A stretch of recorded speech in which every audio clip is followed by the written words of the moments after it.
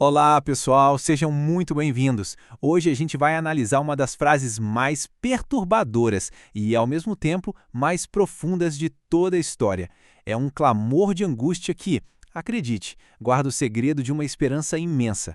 Vamos mergulhar juntos nesse mistério.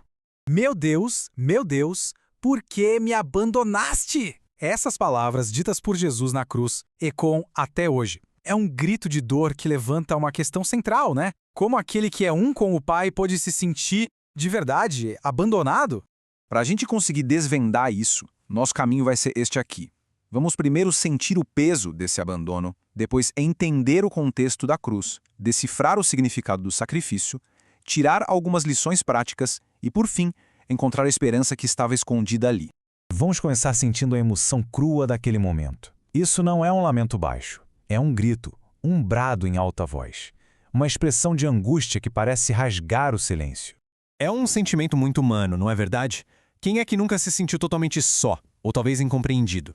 O que vamos ver é como esse momento, que parece ser de pura desolação, se torna a base para uma conexão muito mais profunda com Deus.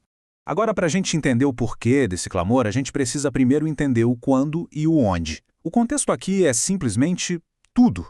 Pensa comigo, eram horas de uma dor física terrível. Mas não era só isso. A Bíblia diz que a terra inteira ficou em trevas. Era uma escuridão de verdade, que refletia uma escuridão espiritual ainda mais profunda.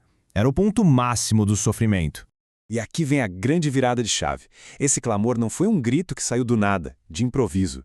Jesus estava, na verdade, citando as primeiras palavras do Salmo 22. E, gente, isso muda completamente o sentido de tudo.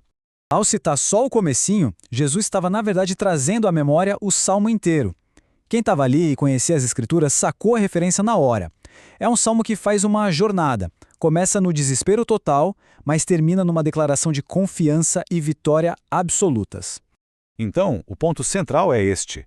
Aquele abandono foi o momento em que Jesus, sendo perfeito, tomou para si o peso de toda a imperfeição da humanidade. Essa separação momentânea do Pai foi o verdadeiro custo, a verdadeira profundidade do sacrifício pela nossa redenção. Certo, vamos avançar um pouco para ver como essa dor toda se encaixa no grande plano de Deus. Qual era o propósito por trás de uma experiência tão terrível?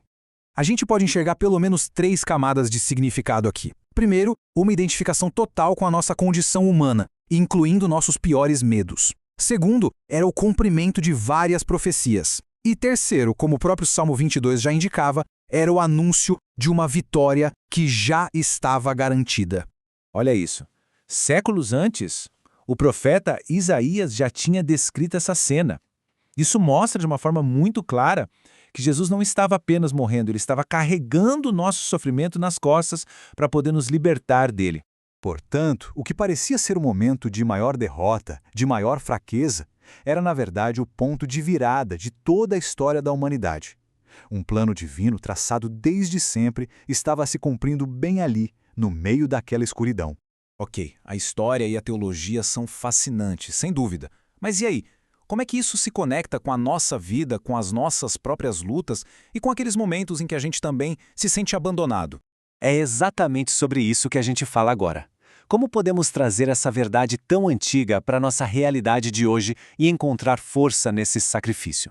A gente pode resumir as lições em 3 passos bem práticos. Aprende a confiar, mesmo quando tudo dói, firmar nossa esperança na redenção que foi conquistada para nós e escolher viver pela fé, mesmo quando a gente não entende tudo o que está acontecendo.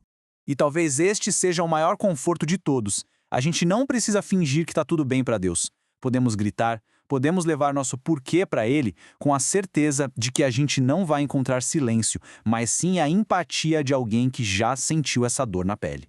E isso nos leva à grande conclusão. Aquele clamor de dor não é a palavra final. A esperança que vem depois é o que redefine tudo. No fim das contas, aquele grito de abandono se torna a régua que mede o tamanho do amor de Deus. Mostra até onde Ele foi para nos resgatar, o preço incrível que foi pago para que a gente nunca precisasse estar verdadeiramente só. E claro, a história não termina na cruz. A ressurreição, 3 dias depois, é a resposta de Deus àquele clamor. É ela que transforma o abandono em esperança eterna e prova que a vida sempre vai ter a última palavra sobre a morte. Então a gente encerra com essa reflexão. Se essa verdade nos traz tanto conforto e força, se ela nos mostra que ninguém precisa ficar sozinho para sempre, como é que a gente pode ser um canal dessa esperança?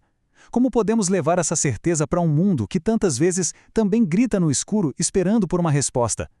Talvez a resposta comece com cada um de nós,